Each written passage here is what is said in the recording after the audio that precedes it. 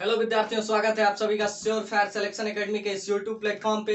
जैसा कि हम लोगों की एप्टीट्यूड मैथ्स की सीरीज चल रही थी एलसीएम और एचसीएफ के बारे में, तो मैंने कहा था कि मैं अच्छे अच्छे क्वेश्चन जो पिछले साल आए हुए हैं या उनके आने की संभावना है, उन क्वेश्चंस की प्रैक्टिस कराई जाएगी।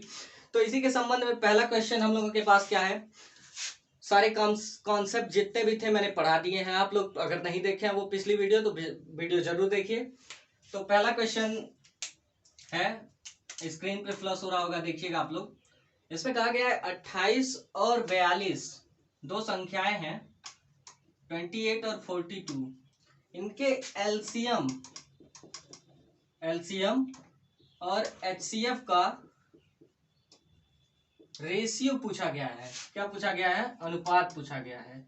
क्या अनुपात में इनके एलसीएम और एचसीएफ होंगे? तो एलसीएम निकालने के लिए मैंने बताया था फैक्टर विधि, कोई भी हो, फैक्टराइजेशन ही सबसे अच्छी विधि है। तो 28 और 42 का एलसीएम हम निकाल लेते हैं। देखिए इसका एलसीएम आएगा 84। और अब निकालते हैं क्या, एचसीएफ निकालते हैं। क्या निकालते हैं? एचसीएफ। एक साइड में एचसीएफ देखिए, 28 का जो फैक्टर होगा, देखिए ये 28 का फैक्टर होगा,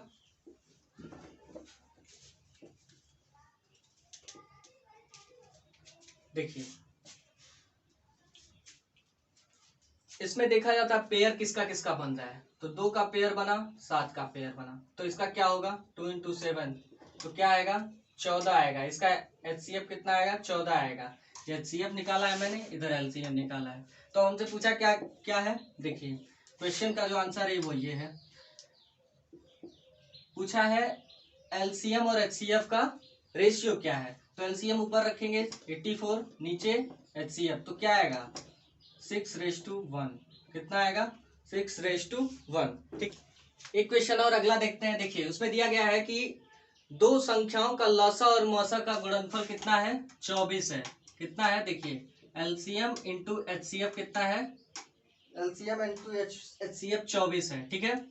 और दोनों संख्याओं के बीच का जो अंतर है वो कितना दिया है? देखिए अंतर जो दिया है वो 2 है। मतलब एक बड़ी वाली संख्या में से छोटी वाली संख्या को घटाने पर 2 आएगा। तो माना एक संख्या यक्स है, ठीक, तो दूसरी संख्या कितनी होगी? x+2 होगी। ठीक, एक संख्या x है तो एक संख्या x+2 होगी। तो मैंने फॉर्मूला बताया था कि प्रोडक्ट ऑफ बोथ नंबर्स, ठीक है, product of A B is equal to LCM into HCF. पिछले कॉन्सेप्ट के क्लास में हमने पढ़ा था। ठीक, तो इसी का आगे हल करते हैं। देखिए ये 30 सेकंड बहुत ज्यादा है इस क्वेश्चन के लिए, ग्रुप वाई में हल करने के लिए 30 सेकंड बहुत ज्यादा है। तो इसी तरीके के क्वेश्चन फसाऊ पूछे भी जाते हैं, लेकिन सारे फार्मूला बेस्ड होते हैं और कॉन्सेप्चुअल क्वेश्चंस होते हैं। आपकी कॉन्सेप्चुअल क्षमता को उसमें एग्जामिन किया जाता है, उसकी परीक्षा ली जाती है वहां पे। तो आगे देखिए, तो ये दो संख्याएं हैं, अब इनका हमको क्या निकालना है? प्रोडक्ट निकालना है, गुणनफल निकालना है। तो ये आएगा, कितना आएगा? देखिए ये आएगा इस कुछ इस तरीके से आएगा। तो इसके बराबर हमको क्या रखना है? 24 रखना है। ठीक, तो जब हल करेंगे x² + 2x, ये इधर आएगा -24 इज इक्वल टू 0। ठीक, देखिए अब हम लोग हल करेंगे। देखिए यहाँ इस तरीके से कुछ फैक्टर होगा तो इसका, तो देखिए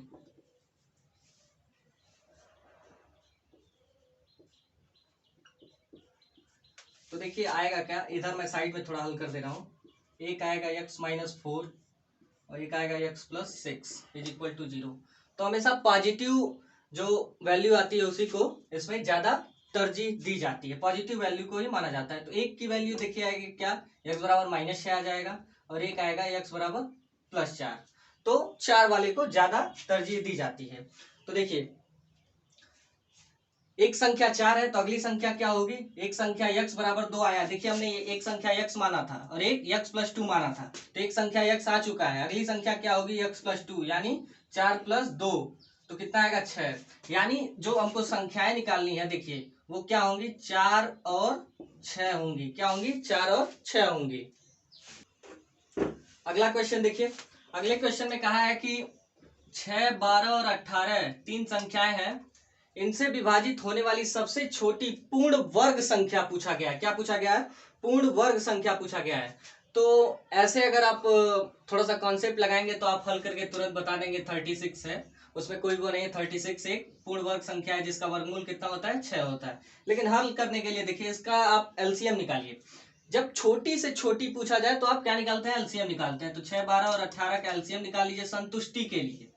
संतुष्टि पानी है तो एलसीएम निकाल लीजिए, ठीक।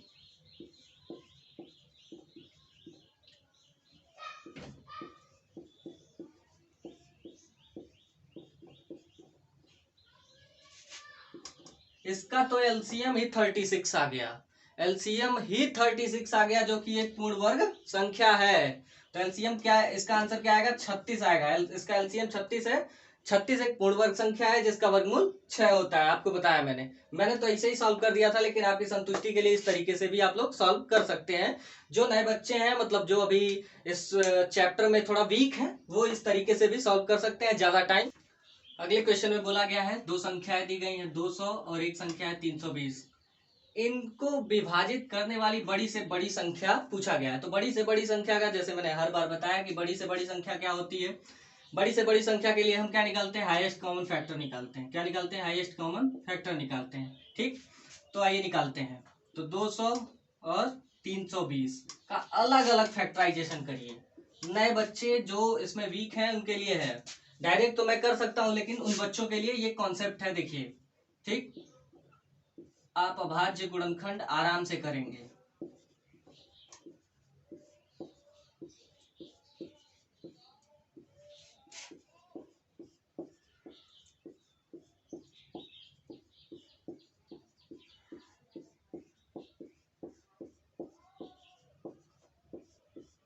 देखिए अब इनका मैं अलग अलग फैक्टर करके यहां लिख देता हूं। जो भी आया है आपको पेयर बनाने में आसानी होगी थोड़ा सा।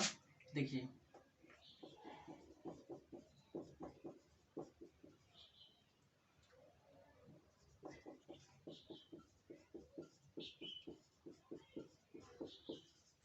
ठीक, देखिए पेयर किनका किनका बन रहा है, 2 2, फिर 2 2, फिर 2 2, फिर 1 5। किसका किसका बना, देखिए 3 2 और 1 5। तो इसका जो एचसीएफ आएगा, देखिए क्या आएगा, इसका जो एचसीएफ आएगा वो क्या आएगा,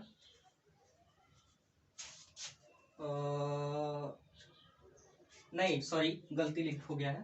देखिए इसका जो एचसीएफ आएगा वो कितना आएगा, 40 आएगा। कितना आएगा, 40। तो आंसर क्या हो गया इसका, 40 इज द आंसर। 40 वह बड़ी से बड़ी संख्या है, मतलब वो इन दोनों का मौसा भी है, वह बड़ी से बड़ी संख्या है जो दोनों को पूर्णतया विभाजित।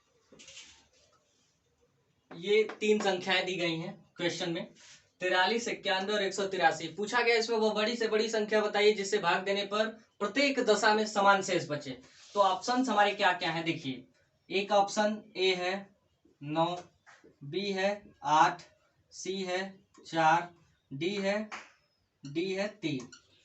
तो इन क्वेश्चंस को ऑप्शन से हल करने में बहुत ही आसानी है। अगर आप नॉर्मल विधि से हल करना चाहेंगे तो बहुत टाइम टेकन हो जाएगा और आप मूर्ख बन जाएंगे उस क्वेश्चन को सॉल्व करने में। तो देखिए हम लोग ऑप्शन से ही शुरू करते हैं। तो 9 से पहले सब में डिवाइड करते हैं।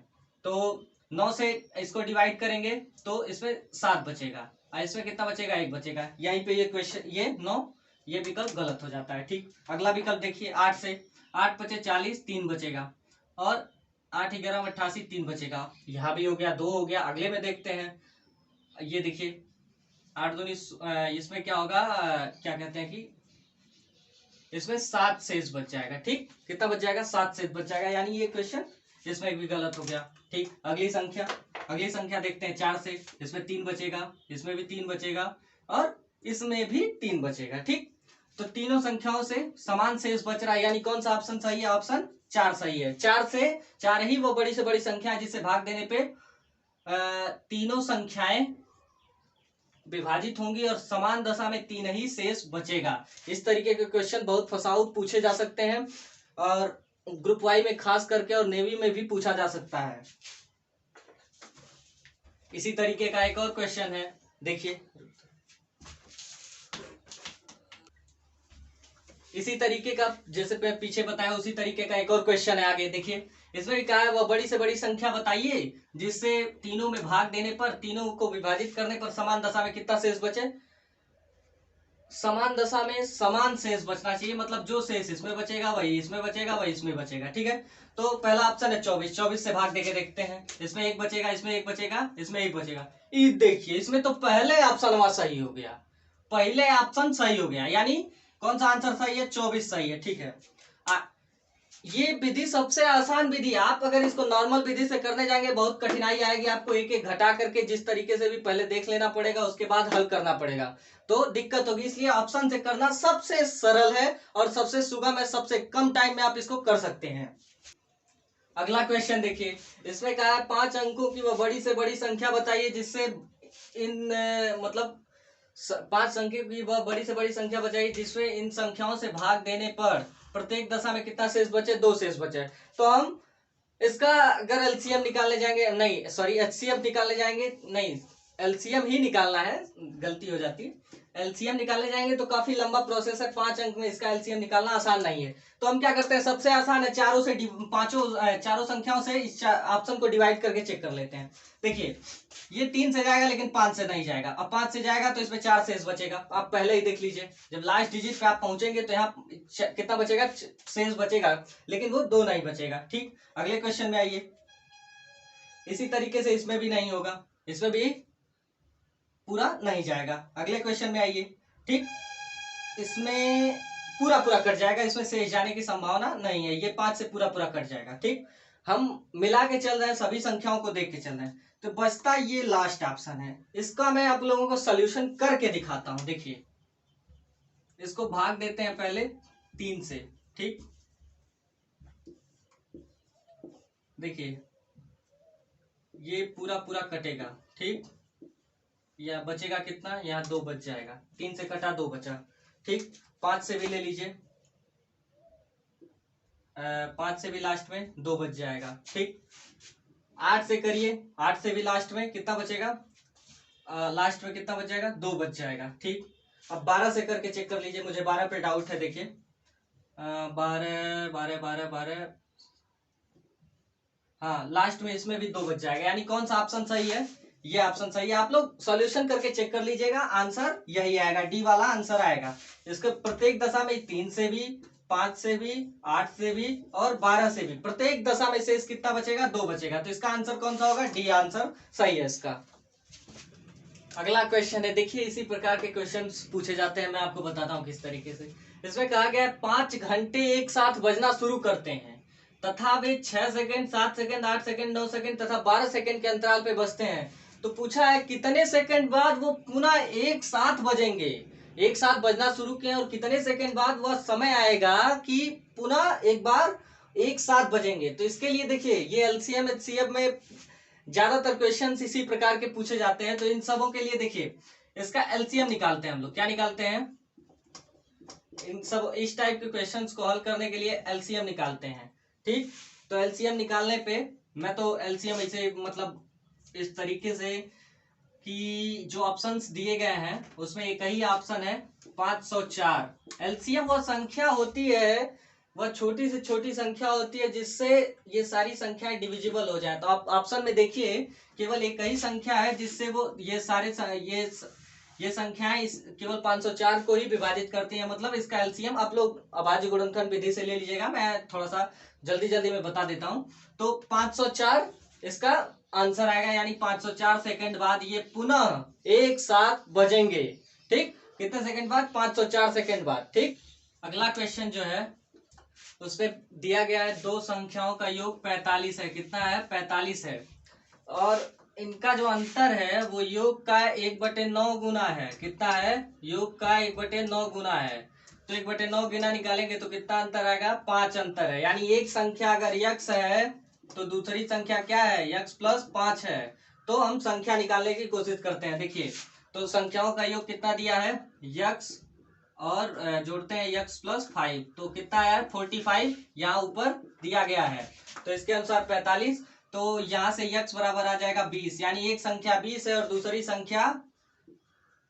संख्या यक्स प्लस 5 होगा तो कितनी आएगी, 25 आएगी। तो पूछा गया है इन संख्याओं का योग ये है और इनका अंतर इतना है, तो वो संख्याएं, वो उन संख्याओं का लघुत्तम समापवर्ग पूछा गया है, ये नहीं पूछा गया कि आप संख्याएं बता दीजिए। उन संख्याओं का लघुत्तम समापवर्त पूछा गया है। फंसाने के लिए इस तरीके से क्वेश्चंस दिए जाते हैं। इस क्वेश्चन को मैंने खुद परीक्षा में दिया है। ये क्वेश्चन आया था ग्रुप वाई के पिछले एग्जाम में। ये आया था, किसमें आया था? एयरफोर्स के ग्रुप वाई में। ठीक, पिछले एग्जाम में ये क्वेश्चन आया था। तो अब इसका निकालते हैं। तो 20 और 25 का एलसीएम तो आसान है, सब लोग निकाल सकते हैं। सीधा सीधा का फंडा है, कोई दिक्कत नहीं है। हाँ, देखिए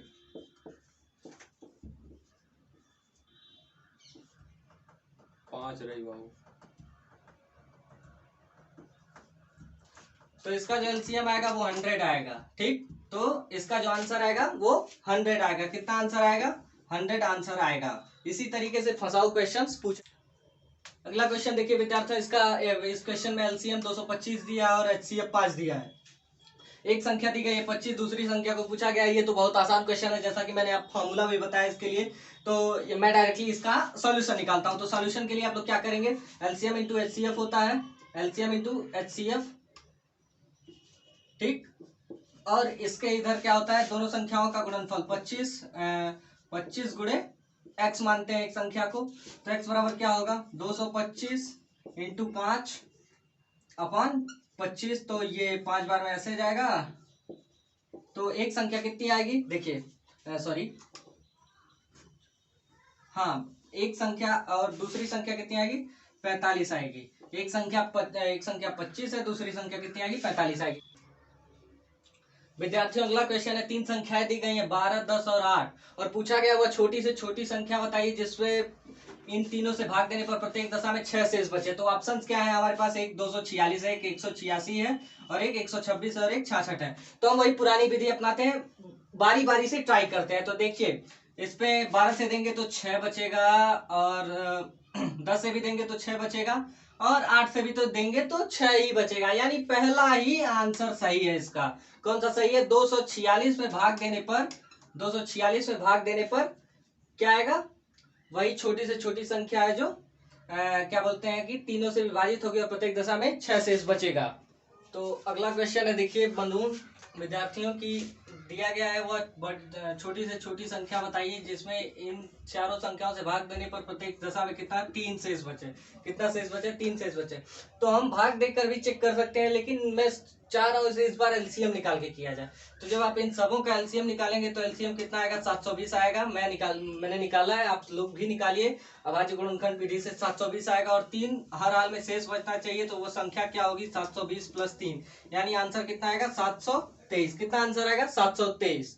समझ रहे हैं ना क्या करना है? एलसीएम निकालेंगे तो 720 आएगा, उसमें 3 जोड़ देंगे 723। 723 में जब किसी चारों संख्याओं में से किसी संख्या से भाग देंगे तो प्रत्येक दशा में कितना? 3 शेष बचेगा। अगला क्वेश्चन जो है वो भिन्न से है, तो इसका एलसीएम निकालना है। तो मैंने बताया था फॉर्मूला क्या होता है, जो ऊपर रहता है अंश में उसका क्या, जो पूछा रहता है उसका एलसीएम निकालते हैं। 2, 4, 5 का एलसीएम निकालेंगे और क्या करेंगे? और 3, 9, 6 का एचसीएफ निकालेंगे। क्या निकालेंगे? एचसीएफ निकालेंगे। तो जब 2, 4, 5 का आप एलसीएम निकालेंगे तो कितना आएगा? 20 आएगा। और इसका जब वो निकालेंगे, क्या कहते हैं, इसका जब मौसम निकालेंगे तो कितना आएगा? वो आएगा 3। ठीक है, तो इसका आंसर कितना आएगा?